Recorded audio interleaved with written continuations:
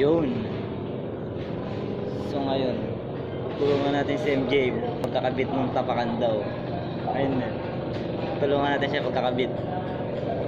Mayroon daw papasukin yung pinakayapakan niya. Yun guys, yan yung kakabit natin kay MJ. Tutulungan natin dun sa yapakan.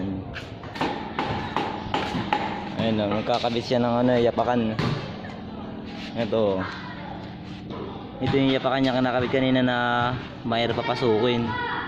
Ayun, ginawa ng paraan. Ito nilagay yun. Interior. Dito sa may pinakabakal. Sumasakit daw kasi yun pagka nayayapakan eh. Kaya ginawa ng paraan. Nilagay niya, tinusok. Tapos itong kabila naman, itong kinakabit naman yung kabila ito. Pinupukpok na ng tabla.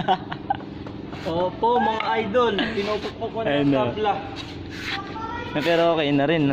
Okay na din. Nakakabit na rin itong kabila. Kasi pinupukpok pa yung kabila eh, okay na. Ayun no.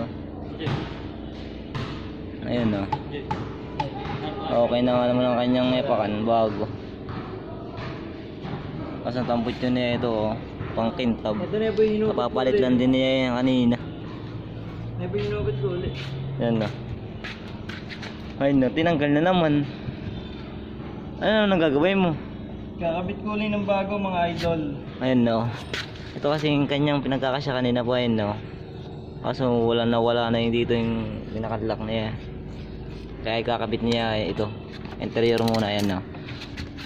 Ayun no, pinipilipitan niya para nga naman hindi masakit sa paa. Yan. Ngayon ang gagawin ninyo. Pag nasirain yung yapakan, nilalagay nyo yung interior. Diskarte yan. Oh, ito yung papasok na yan. Oh, papasok no. Oh. Yun.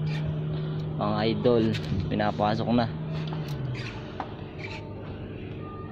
Ito lang tamang pagpapasok niya. Ayan yung tamang pagpasok na yan. Lalagyan nyo na interior. Mamahalan lang kayo ng mga misis nyo ganito.